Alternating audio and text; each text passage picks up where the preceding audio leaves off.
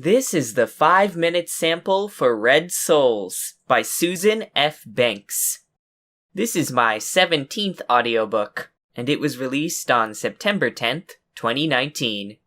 I was privileged to get to do this audiobook. It's about 9.5 hours long, which makes it one of my longer audiobooks to date. But the plot never really meanders. Red Souls avoids that pitfall by jumping between character perspectives, a la the Song of Ice and Fire books. It's a compelling piece of fiction with a grand sense of scope, interesting characters, and an intimidating villain. Any fans of the Elder Scrolls series out there may notice I did my best to base the villain's voice, the Spirit World villain, not the real-life mining guy villain, on Hermaeus Mora from Skyrim. Kind of bubbly and swamp-like. A voice with knowledge beyond that of mortal understanding. Because of the deep fantasy tones in the Soul World, I wanted to go all out with that voice, and honestly I'm pretty proud of it. You certainly can't do a voice like this. In, say, an Empreg romance set in a modern-day hospital. I mean, I guess you could, but... The main characters were great too, and I didn't have any major issues with them. Their communal growth over the course of the story kept me pretty engaged. All in all, it was a very fine book, great narrative, and I hope you enjoy this 5-minute sample. Chapter 1. Worlds Collide. Chainsaws. Shit. Willett took off across the desert like a spooked rabbit, maneuvering around cacti with the whir and grind of the saws snapping at her back. Damn it! She had just begun to lose the shudders of another awful dream in the warm morning sun. Now, she faced several uncomfortable realities. She had walked farther into the desert than usual, quite far from her house, and she had no phone with her. The sun was starting to beat down like a hammer, and here she was without a hat.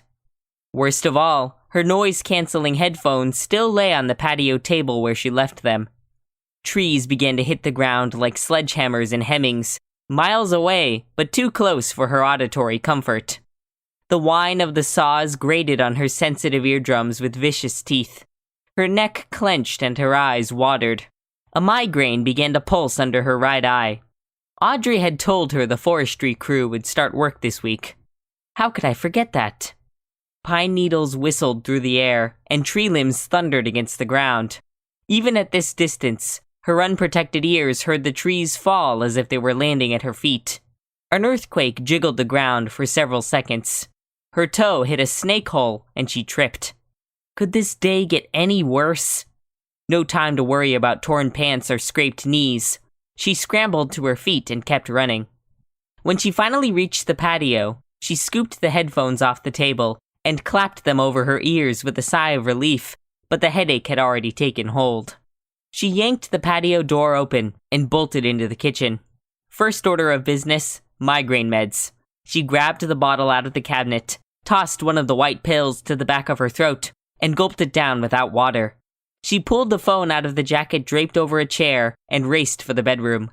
Her clothes closet was her refuge of last resort, a soundproofed, cedar-lined space.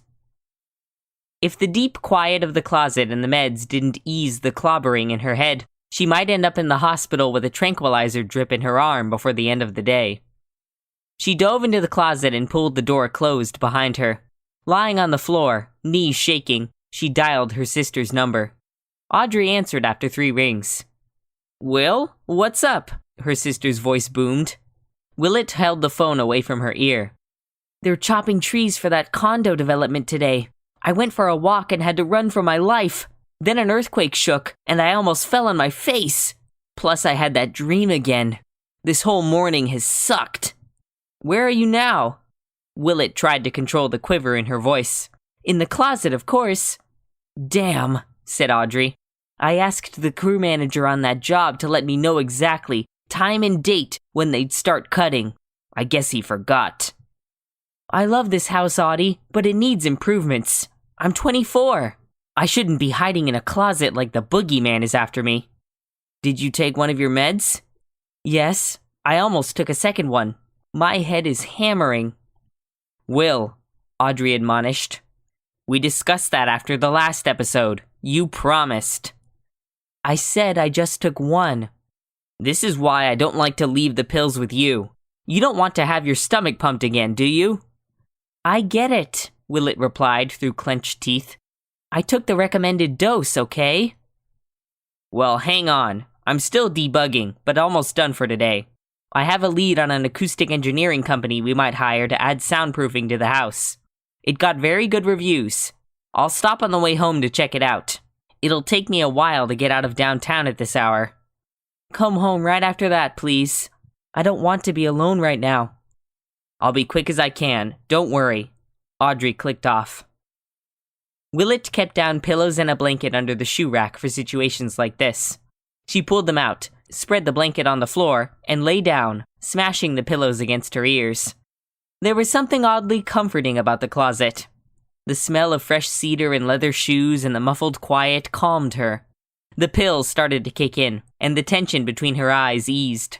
She slipped into that musing state between sleeping and waking. I'd love to visit Paris someday. I could practice my French, walk along the Seine, and sit in the little cafes. I'd explore Montmartre and see where Chopin lived.